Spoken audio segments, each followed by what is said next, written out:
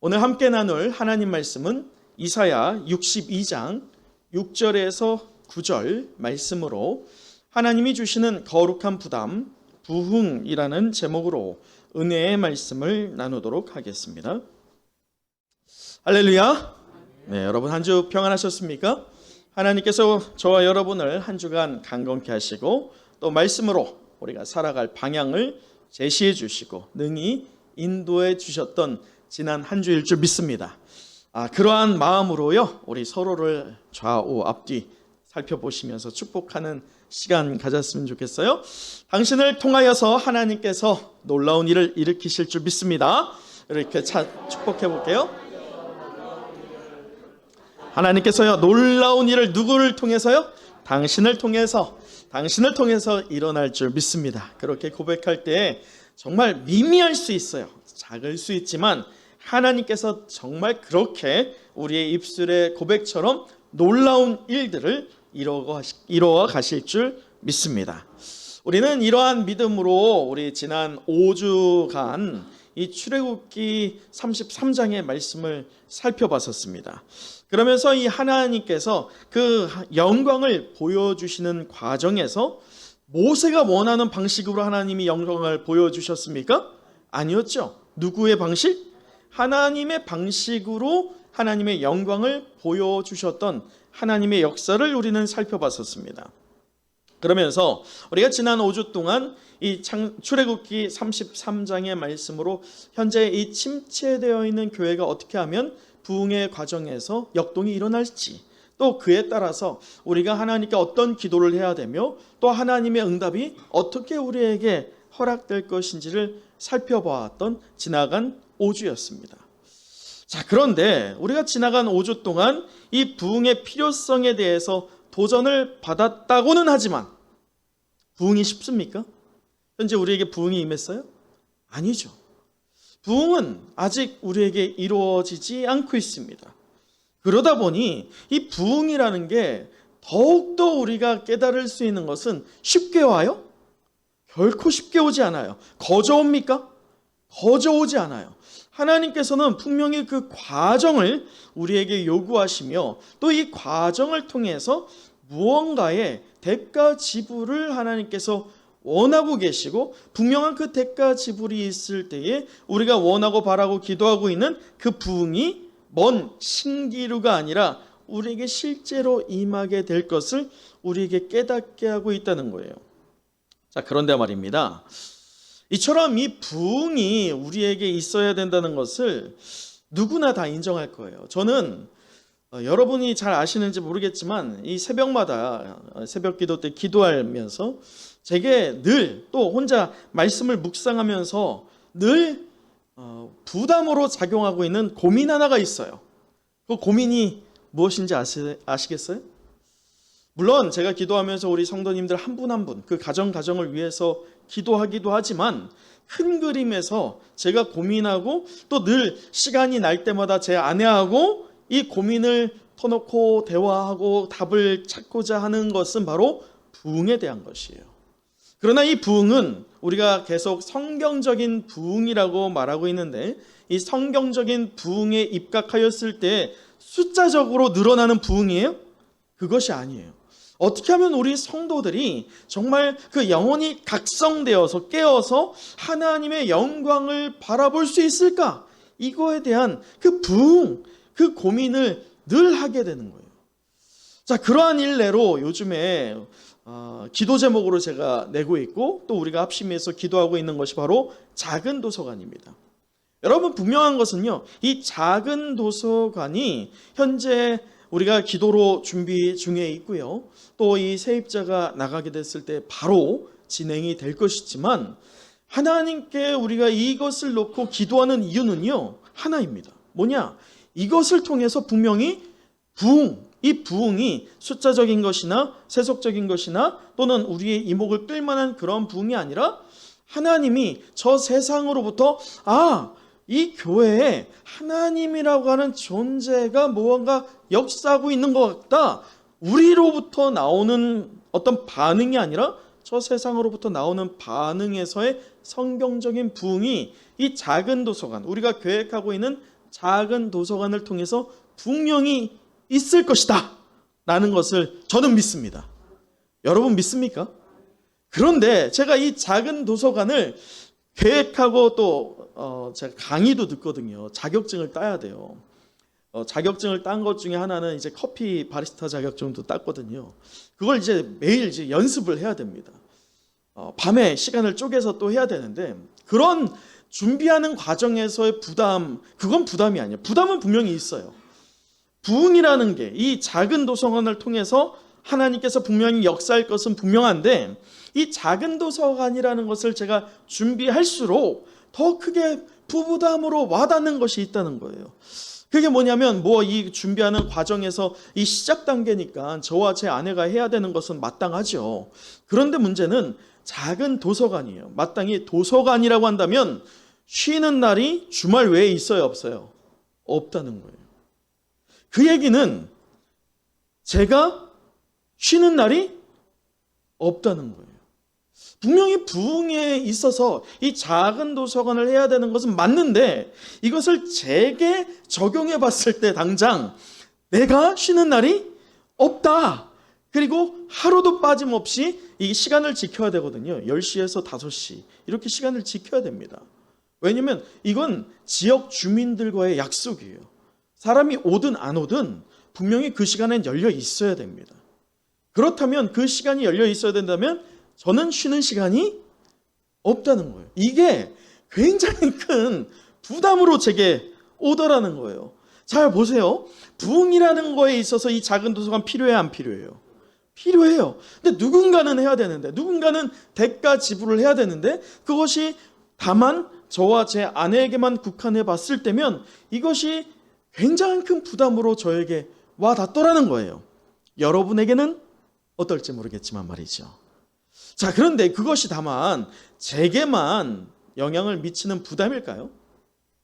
우리가 부흥이라는 것을, 이 부흥이 그냥 우리가 어떤 행사를 통해서 사람이 몇 명 더 오는 그러한 부흥 말고 전적으로, 전인격적으로 하나님의 영광을 우리가 마땅히 바라보는, 정말 우리의 전인격적인 변화를 통해서 예배자다운 예배, 교회다운 교회의 그 모양을 회복해가는 부흥, 그 부흥을 우리가 소망할 때, 여러분 소망하시죠? 아멘? 소망하면서 여러분에게 부담이 없겠어요? 아니에요. 왜냐? 우리가 예배자다운 예배를 정말 드리기 위해서는 우리의 삶의 우선순위가 재정립되어야 됩니다. 포기해야 할 것들이 생겨야 안 생겨요? 생겨버려요. 우선순위라고 한다면 마땅히 예배가 하나님이 가장 최고의 우선순위가 되어야 한다는 거예요. 어떤 경우에 있어서도 말이죠. 그것이 우리에게 부담으로 작용할 수 있지요. 더 나아가서 다만 예배만이 아니라 이 예배자라고 한다면 그 예배 시간만이 아니라 교회에 있어서의 어떤 봉사와 헌신까지도 당연히 임하게 됩니다. 따르게 됩니다. 그에 따라서 그 부담감이 저에게도 있다라고 한다면 여러분에게도 당연히 부흥을 사모하면서도 있게 돼요, 없게 돼요? 있게 돼요. 그 부담감 말이에요.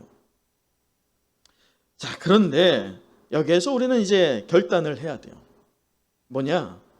분명히 내가 무언가를 해야 한다라고 하는 것이 저 포함하여서 여기 계신 모두, 그리고 온라인을 드리는 여러분도 분명히 부담으로 작용할 것은 분명합니다. 근데 내가 무언가를 해야 한다, 이 부담감이 있으면서도 그래도 대가 지불을 누군가 해야 된다면 내가 이만큼은 하겠다라고 하는 결단이 있을 때면요, 여러분 개인의 삶에 분명한 하나님이 허락하시는 부흥이 임할 줄 믿습니다. 그것은 가정과 그리고 교회에 더 점진적으로 역사를 미칠 것은 분명해요. 그런데 반대로 내가 이 부흥이 있어서 분명히 부흥이 있어야 될 것 같긴 하지만 내가 무언가를 해야 되는 게 부담이 된다라고 하면서 계속 지금의 상태를 유지했을 때는 어떤 변화도 일어나지 않아요. 그냥 똑같습니다. 그래서 우리는 이 두 가지 중에 분명히 하나를 선택해야 한다는 것입니다. 은혜와 성령이 함께하는 성의 영가족 여러분, 오늘 우리가 보게 될, 오늘부터 대략 한 한 달간 보게 될 본문입니다. 이사야서 62장의 말씀이에요.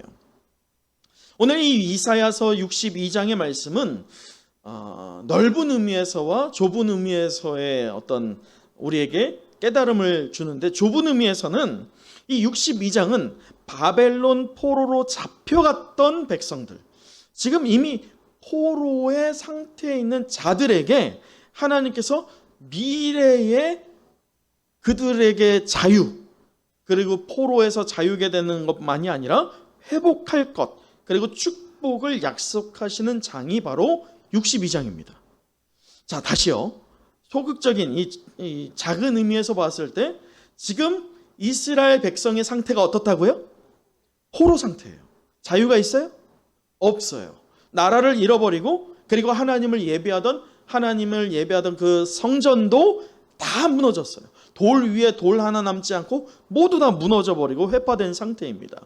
그런데 그들을 향해서 하나님께서 미래적인 하나님의 회복, 그리고 장차 하나님이 어떤 축복을 하실지에 대한 언약이 담겨져 있는 게 62장의 말씀입니다. 이게 좁은 의미에서의 우리가 오늘 보게 될 62장의 대략적인 내용입니다. 넓은 의미에서 이 62장은요, 그것이 전부가 아니에요. 오늘 우리에게 적용해 봐야죠. 여기에서 이 부흥을 경험하기를 간절히 사모하면서도 동시에 앞서 우리가 어떤 감정을 느꼈다고요? 부흥은 다 필요로 하지만 어떤 감정이 있어요? 부담감. 그 부담감에 사로잡혀 있는 오늘의 성도와 교회를 향하여서 현 상황에 어떻게 우리가 대처해야 할지에 대한 답을 제시하고 있어요. 그리고 방향성을 제시해주고 있는 매우 실천적인 본문의 말씀이 오늘 이사야 62장의 말씀입니다. 저는 오늘 본문되는 이 이사야 62장을 통해서요, 코로나 시기를 겪고 있는 오늘 저와 여러분, 그리고 우리 교회가 이 침체기에 있어요. 분명한 침체기입니다. 그런데 세상을 상대로 보았을 때 저 세상이 우리를 볼 때 우리가 승리자의 모습으로 보여집니까? 아니에요. 우린 패배자입니다. 완전히 패배한 것처럼 보여져요. 그런데 하나님께서는요, 오늘 이 62장의 말씀을 통해서 우리가 지금의 현 상황을 보는 것으로 주저앉을 것이 아니라 무엇을 바라보라? 미래를 보게끔 하는 거예요. 미래를 통하여서 분명히 미래적인 회복과 미래적인 축복이 무엇인지를 오늘 이 62장의 말씀을 통해서 우리가 깨닫는 시간 되기를 간절히 소망합니다. 더 나아가서 더불어서 이 부흥을 갈망하고 있는 저와 여러분이 실제적으로 그렇다면 지금 여전히 회파되고 그리고 여전히 황폐해져 버린 상황 가운데 있는 현실임에도 불구하고 이 현실 속에서 우리가 할 수 있는 바가 과연 무엇일까? 그것에 대해서 함께 도전하는 이 시간 되기를 간절히 소망합니다. 자, 우리 한번 1절의 말씀을 함께 읽어보도록 하죠. 오늘 본문은 아니지만 배경을 이해하기 위해서 1절을 함께 읽어봅니다. 시작. 나는 시온의 의가 빛같이 예루살렘의 구원이 횃불같이 나타나도록 시온을 위하여 잠잠하지 아니하며 예루살렘을 위하여 쉬지 아니할 것인지. 자, 나는이 누굴까요? 나는은 이사야예요. 지금 이사야가 어떤 의지를 갖고 있어요. 강한 의지입니다. 근데 1절을 잘 봐야 돼요. 잘 보면 나는이라고 하면서 시온의 의가 빛같이 예루살렘의 구원이 횃불같이 나타나도록이라고 하죠. 지금 나타나고 있다는 거예요? 나타나지 않고 있다는 거예요? 잃어버렸다는 거예요. 과거에는 있었겠죠. 그러나 현재는 이 시온의 의의 빛이 없어요. 사라졌습니다. 그리고 예루살렘의 구원의 횃불이 타 있어요? 꺼져버렸어요. 그런 상황이에요. 그런 상황. 그런 상황에서 지금 이사야가 무언가 결단의 반응을 하고 있다는 것입니다. 자, 그렇다면 여기에서 이사야가 지금 뭐라고 하고 있어요? 1절에 보면 시온을 위하여 무엇하지 않는다고 합니까? 잠잠하지 않는다라고 말하고 있어요. 또 예루살렘을 위하여 무엇하지 않는다라고 말하고 있어요? 쉬지 않는다라고 말하고 있어요. 잠잠하지 않는다, 쉬지 않는다라고 결단을 하고 있다는 거예요. 자, 그렇다면 여기에서 말하고 있는 이 시온과 예루살렘이 무엇일까? 그것을 먼저 살펴봐야겠지만 시온과 예루살렘은 거의 동격으로 사용되는 말들입니다. 시온은 하나님의 성을 얘기하고 예루살렘은 하나님의 터, 진리의 터, 곧 하나님을 예배하는 사람들이 모이는 처소를 얘기하죠. 그런데 문제는 예루살렘에 시온성이 같이 있다는 거예요. 그렇기 때문에 동격을 말하는 것입니다. 그런데 여기에서 중요한 것은 그러한 의미에서의 시온과 예루살렘은 단순한 지명을 얘기하는 게 아니라는 거예요. 단순히 시온, 단순히 예루살렘을 얘기하는 게 아니라 아주 큰 의미가 이 이름 가운데 담겨져 있다는 것을 우리에게 깨닫게 하고 있습니다. 몹시 자랑스러운 이름이었다는 거예요. 언제? 지금? 언제요? 과거에. 이사야에게는 두 가지의 이미지가 지금 있어요. 첫째는 이 시온과 예루살렘이 과거에 어떠한 모습이었어요? 영광받아 마땅한 모습이었어요. 그러나 현재의 이 시온과 예루살렘의 모습은 어떻습니까? 황폐하고 회파되어 있는 몹시 초라하다 못해서 세상 사람들로부터 비웃음 받고 있는 그러한 처량한 상태에 처해 있는 이 두 가지의 이미지를 이사야가 모두 다 기억하고 보고 있다는 거예요. 보이세요? 이사야는 이처럼 하나님의 도성에 대한 위대함과 그 영광을 분명히 인식하고 있는 상태에서 결단을 하고 있다는 것입니다. 우리 다시 한번 1절의 말씀을 읽어보도록 하죠. 1절이에요. 시작. 나는 시온의 의가 빛같이 예루살렘의 구원이 횃불같이 나타나도록 시온을 위하여 잠잠하지 아니하며 예루살렘을 위하여 쉬지 아니할 것인데. 지금 잠잠하지 않고 쉬지 않는 이유는 시온과 예루살렘이 과거에 분명한 영광 때문에 있었는데 지금은 그 종적을 찾아볼 수도 없는 상태가 되어버리는 이 상황이 이사야에게 마음이 찢어들듯이 아팠기 때문에, 그 고통이 있었기 때문에 지금 스스로가 결단하고 있다는 것입니다. 여기서 아주 중요한 게 뭐냐? 이사야가 관심을 두고 있는 게 과연 무엇이냐는 거예요. 여러분, 이사야는 분명한 위대한 하나님의 선지자입니다. 그에게 이 시온과 예루살렘이 회복되지 않는다 할지라도요, 이사야는 최소한 하나님과 어떤 관계를 갖고 있어요? 하나님과 친밀한 관계를 갖고 있어요. 왜냐? 선지자는 하나님과 어떤 만남을 갖고 있느냐? 마치 모세가 하나님의 영광을 바라보게 된 것처럼, 분명히 그 뒷모습이었지만 선지자들도 하나님과 직통기시, 곧 하나님과 사람처럼 모세가 했던 것처럼 마치 친구와 대화하듯이 대화하는 자들이 선지자였어요. 그럴 때면 이 시온과 예루살렘이 회복되지 않는다 할지라도 이사야는 하나님과의 관계가 어떻고 있어요? 여전히 좋아요. 그렇기 때문에 그냥 두 눈 질끈 감고 이기적으로 그냥 나만 잘하면 되지, 이런 생각을 한다면 이사야에게는 어떤 피해도 있지 않습니다. 오히려 편할 수 있죠. 근데 이사야가 지금 관심 두고 있는 게 자기의 삶의 영역이 아니에요. 내가 어떻게 하면 좀 잘 살 수 있을까? 내가 어떻게 하면 이 선지자로서 어떤 사람들에게 좀 우러러 보여질 수 있을까? 그것에 대한 관심이 아니에요. 이사야가 관심 두고 있는 것은 무엇이냐면 지금 눈에 보여지는 이 시온과 예루살렘의 상황, 이 회파되고 그리고 완전히 무너진 상태에서 초라해버린 그 상황이 아니라 미래의 예루살렘과 시온을 하나님께서 회복하실 것이다 라고 하는 하나님 말씀에 대하여서 관심을 갖고 있다는 거예요. 눈에 보이는 게 아니에요. 지금 육적인 눈에 보이는 것에 이사야가 관심 두는 게 아니라 무엇에 관심 두고 있어요? 영적인 눈으로 하나님께서 하신 무엇에 대해서? 말씀에 대해서, 언약에 대해서 그가 관심 갖고 있다는 거예요.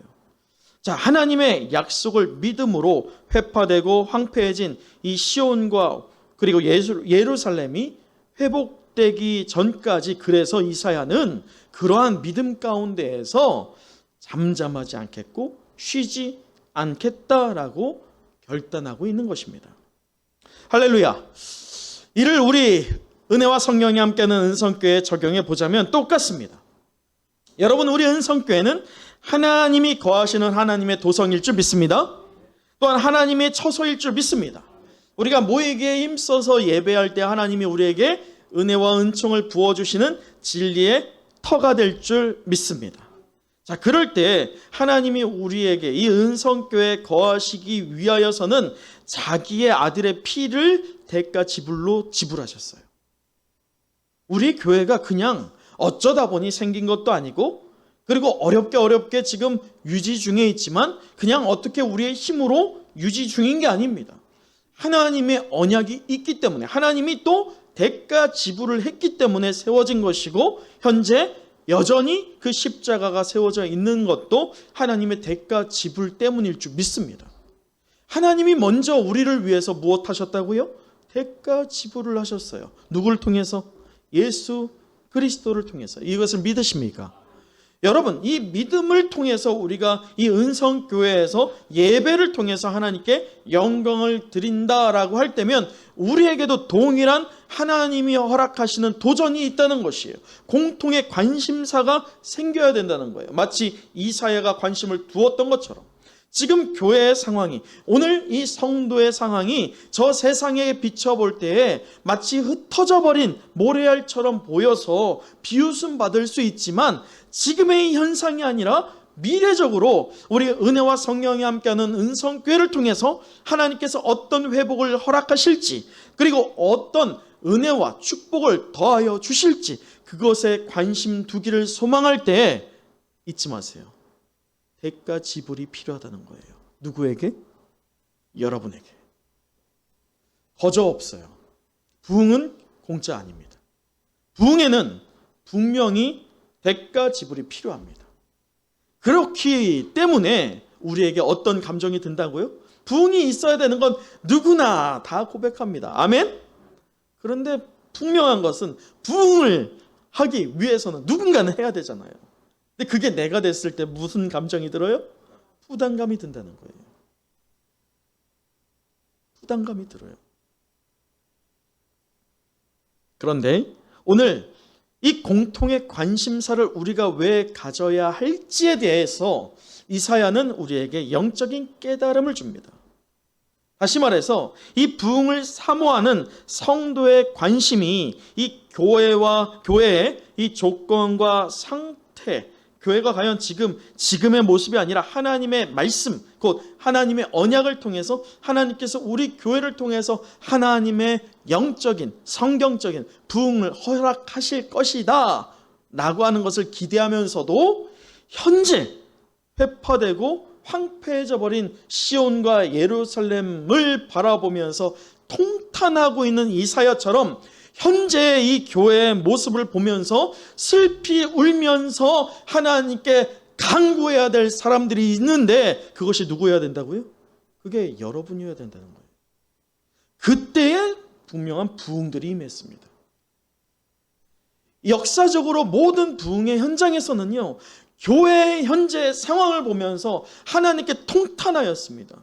하나님이 교회가 하나님께 영광받아 마땅할 것인데, 하나님의 진리의 터이기에 영광받아 마땅할 것이고, 저 세상으로부터 분명히 빛과 소금의 역할을 감당함으로 저 세상으로부터도 인정받아야 할 것인데, 어찌하여 이 교회가 이러한 상태까지 임하게 됐습니까? 라고 하면서 현실적인 교회에 황폐하고 회파되어 있는 그 상황을 보면서 하나님께 간구하며 눈물을 흘리는 성도가 있을 때 그곳에 무엇이 임했다고요? 부흥이 임했어요. 여러분, 이러한 관심으로 우리가 부흥이라는 것을 붙잡고자 할 때 대가 지불을 내가 무언가를 해야 한다면 내가 하나님의 도구가 되겠습니다 라고 결단할 때면 하나님이 분명히 신기루 같은 것이 아닌 실제적인 부흥을 저와 여러분의 가정과 또 우리 몸된 교회 가운데 허락하여 주실 것을 믿습니다. 이어서 우리 4절을 한번 읽어보도록 하죠. 4절의 말씀입니다. 시작.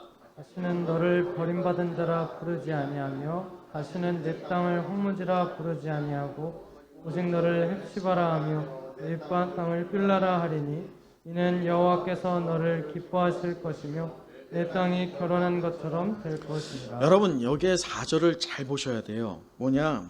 1절과 같은 겁니다. 같은 맥락을 얘기하고 있어요. 다시는 너를 버림받은 자라 부르지 아니하며 라고 하죠. 지금 그렇다면 어떻게 인지하고 있다는 거예요? 현실이 버림받은 자들처럼 여겨지고 있다는 거예요. 현실은 말이죠. 그리고 또 다시는 내 땅을 황무지라 부르지 아니하고 라고 하면 지금 이 땅이 어떻다는 거예요? 황무지가 되어 있는 상태예요. 어떤 희망도 보여지지 않는 상태입니다. 더 나아가서 뭐라고 하고 있어요? 그럴 때에 하나님께서 오직 너를 뭐라고 하며? 헵시바, 내 땅을 빌라라고 하는데 여기서 헵시바는 나의 기쁨이 그녀 안에 있다라는 뜻이고요. 빌라는 결혼한 여자입니다. 이것을 두 개를 합쳐버리면 어떤 말이 되냐면 결혼하여서 내가 당신 곧 내 아내를 통해서 내가 기쁨을 얻겠다라는 것을 말하는 것으로 이 결혼을 함을 통해서 기쁨이 넘치는 것을 의미하고 있어요. 이 얘기는 지금 어떤 상태의 현실에 보여지고 있어요. 다시 4절을 보면 버림받은 상태처럼 보여지고 있죠. 그리고 땅은 어떻게 되고 있어요? 황무지처럼 보여지고 있는 상황 아닙니까? 그럴 때 현실로 보면 하나님이 이스라엘을 어떻게 했다라고 여겨집니까?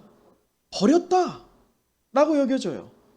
우리는 예수 그리스도를 우리의 무엇으로 고백하기도 합니까? 신랑으로 고백하기도 합니다. 우리는 그러면 누구예요? 주의 신부입니다. 그런데 신랑과 신부가 지금 이혼한 것처럼 버림받은 것처럼 우리는 신랑이 우리를 떠나가 버린 상황이 현실에 보여지고 있어요. 여러분 우리의 오늘 이 코로나 상황에서 포스트 코로나를 준비하고 있지만 여전히 코로나로 인하여서 어려움이 있고 여전한 그 어려움 속에서 어렵게 신앙생활하고 있는 우리에게 이것을 적용해 보면 우리가 하나님의 또 예수 그리스도의 신부라고 하는데 정말 신부가냐 이거예요. 여러분 그렇게 느끼세요? 여러분 정말 우리 주님이 여러분의 신랑이라고 믿어 의심치 않으십니까? 아멘? 대답 못 하시잖아요. 왜요? 현실이 녹록지 않아요. 여러분 그래서 오늘 이 말씀이요 우리가 5주 동안 볼 것인데 왜 이 말씀이 우리에게 혼란을 주냐면 하나님은 분명히 말씀에서요 소위 시온과 예루살렘 곧 오늘의 이 교회와 성도를 회복시키겠다. 이 회복이 곧 우리가 소망하고 있는 성경적인 무엇이에요? 부흥이에요. 부흥을 하나님께서 허락하시겠다라고 말씀하고 있는데 하나님의 말씀은 계속 이것을 우리에게 더해주고 있지만 현실은 어때요? 변화가 없어요. 그래서 현실과 이 말씀이 충돌하는 거예요. 그런데 정말 이 말씀이 일어나는 그 미래가 바로 코앞에 있다라고 한다면 우린 지치지 않겠죠. 그러나 코로나 상태가 지금 몇 년째입니까? 3년째예요. 내년이라고 뭐 달라질까요? 여러분 코로나는 앞으로 계속 우리와 함께 할 거예요. 아니 더 큰 게 다가올지도 모릅니다.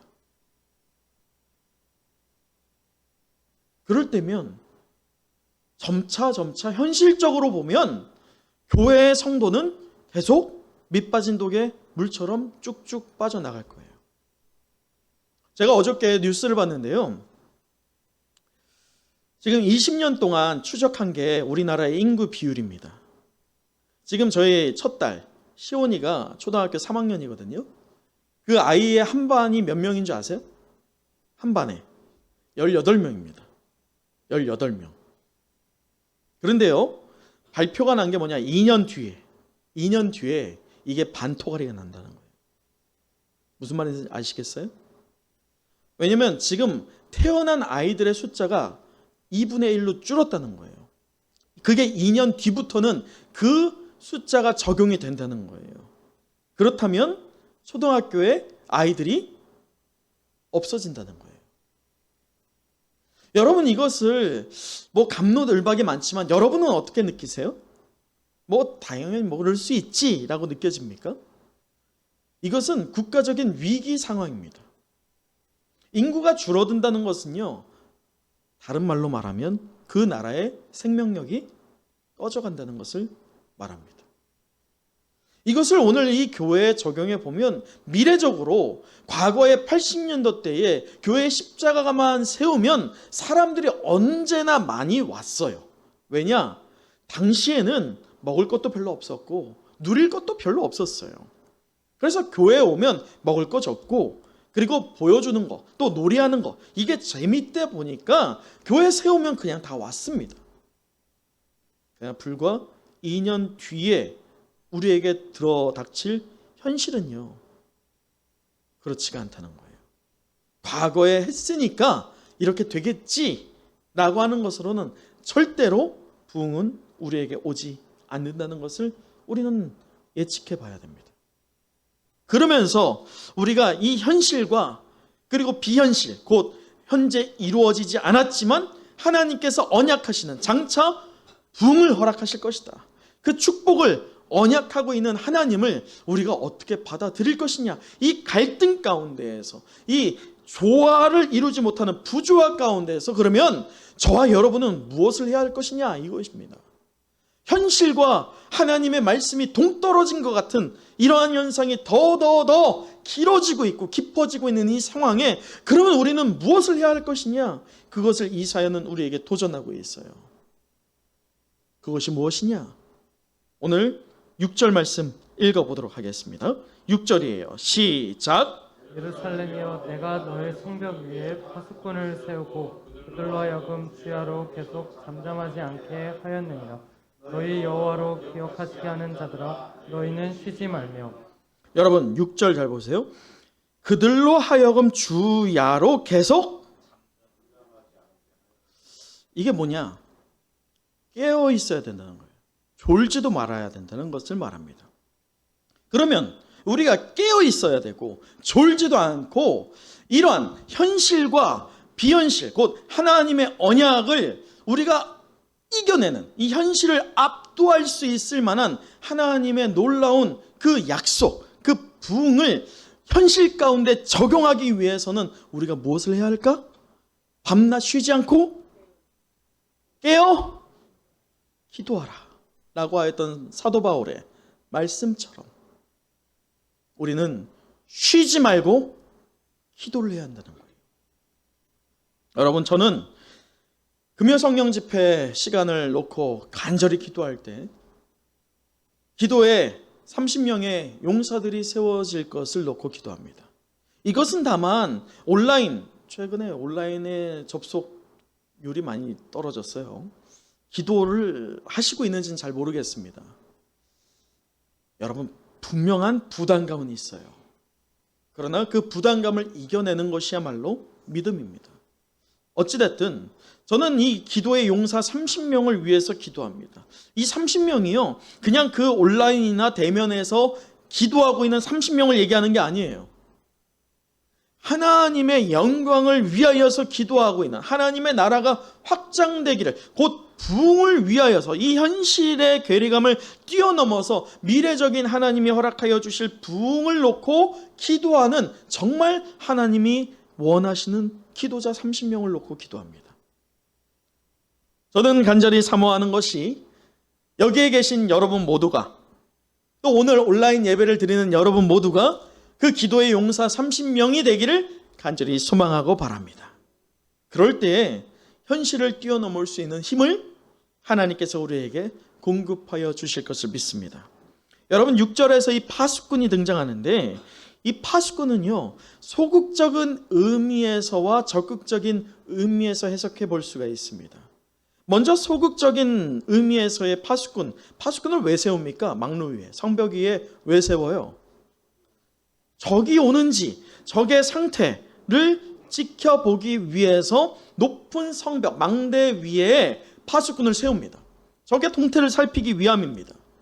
이처럼 소극적인 의미에서 오늘 저와 여러분이 파수꾼이 되어야 할 것은 교회를 무너뜨리려고 하는 그 사탄의 괴계가 동태를 우리가 살펴보기 위하여서 우리는 기도를 통하여서 분별하고 기도를 통하여서 그 영적 전쟁에서 승리하기 위하여서 준비하는 소극적 의미에서의 파수꾼이 되어야 할 줄 믿습니다.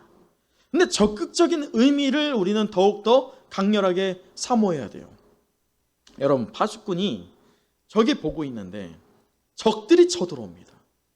파수꾼의 의미는 거기에서 끝이 나면 소극적인 의미예요. 적이 오는지 안 오는지만 보면 말이죠. 적이 지금 쳐들어오고 있습니다. 그럼에도 파수꾼은 계속 그 망루 위에서 무언가를 지켜보게 됩니다. 그게 무엇일까요? 적이 쳐들어오고 있을 때 그 적 뒤를 바라보게 되는 게 파수꾼의 적극적인 사명입니다. 적 뒤에 누가 있을까요? 이 성을 보호할 수 있는, 이 성을 적들로부터 침략당할 때 강한 팔로 보호할 수 있는 동맹군들이 오겠죠. 그것을 보는 거예요. 적이 오고 몰아닥쳐 오고 있을 때 두려움에 떨고 있을 이 성 안의 사람들에게 적 뒤에 구원자들을 보면서 우리에게 지원군이 왔다라고 높이는 것이 적극적인 의미에서의 파수꾼의 역할입니다. 이처럼 지금 현실은요, 코로나를 비롯하여서 성도와 교회의 상황이 황폐하고 회파된 것 같습니다. 사탄의 권세에 굴복당한 것처럼 보여집니다. 그럴 때 현재 우리를 쳐들어오고 있고 무너뜨리고 있는 사탄의 권세만을 보는 것이 아니라 그 권세 뒤에 성령을 통하여서 교회를 회복시켜 주시고 교회에 또 우리 성도를 더 강한 팔로 인도해 주실 하나님 아버지의 그 능력을 바라보시는 적극적인 의미에서의 파수꾼 되는 저와 여러분 되길 간절히 소망합니다. 그것은 우리의 육적인 눈으로 보았을 때 보여지지 않아요. 현실의 장벽에 부딪힐 뿐입니다. 그래서 우리는 영적인 눈을 들어서 하나님의 역사를 바라봐야 할 줄 믿습니다. 여러분, 마치 이것은요, 엘리야가 갈멜산 꼭대기에서요 하나님께 기도합니다. 무엇이 오기를 기도합니까? 비가 내리기를 기도합니다. 그런데 비가 내립니까? 비가 내리지 않아요. 몇 번 그가 무릎 사이에 머리를 처박은 채 기도합니까? 7번 기도합니다. 능력의 선지자였던 엘리야가 그 비가 내리기를 간절히 사모하면서 기도했던 것이, 포기하지 않고 기도했던 것이 몇 번이나? 7번이나. 그 무릎 사이에 머리를 처박는다고 하는 것은 얼마나 간절하게 기도했다는 것입니까? 쉬지 않고 기도했다는 것을 말합니다. 그럴 때 엘리야 눈에 얼마만큼의 크기의 구름이 보입니까? 손바닥만한 구름. 다만 이 손바닥만한 구름이 나타났을 때 이 엘리야는 하나님이 응답하셨다라고 반응합니다. 여러분, 비가 내리는 것도 아니에요. 원하는 것은 마치 모세가 하나님의 영광 보기를 원했지만 하나님은 영광 보여주지 않았잖아요.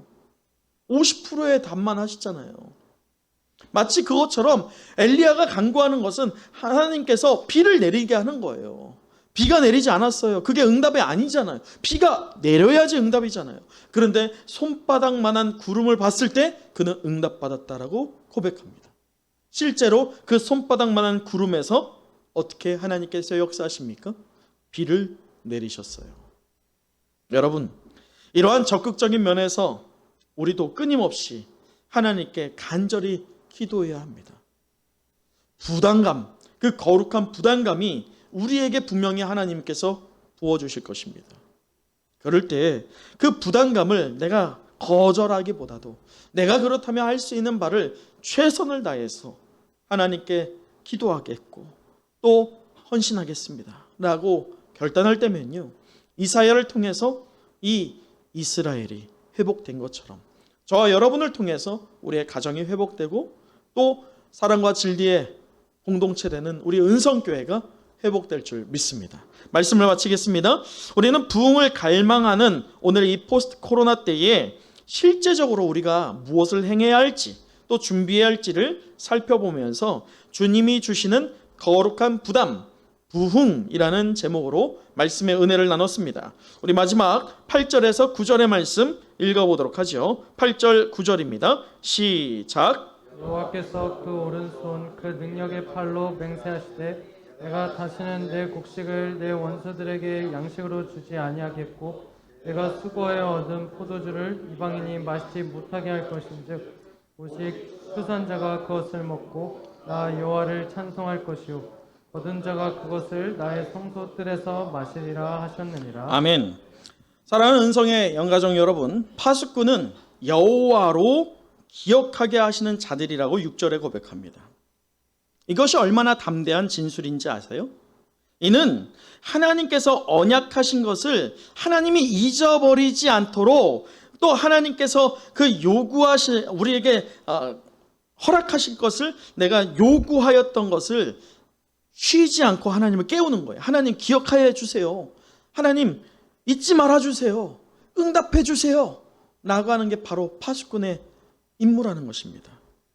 거룩한 부담감을 가진 채 파수꾼답게 가장 우리에게 필요한 것이자 가장 우리가 할 수 있는 최선되는 기도를 쉬지 않고 하는 저와 여러분 되길 간절히 축원합니다. 여러분, 야곱은요 하나님의 천사와 씨름했어요. 날이 새도록 말이죠. 포기했어요? 포기하지 않았어요. 어떨 때까지? 그의 환도뼈가 엉치뼈가 부러질 때까지 하나님의 천사를 붙잡고 요구했습니다. 그 결과 그의 이름은 야곱에서 이스라엘로 변화되었어요. 우리가 5주 동안 살펴봤던 모세를 보세요. 하나님의 영광을 구했는데 하나님의 영광이 돌아왔어요. 거기에서 멈췄습니까?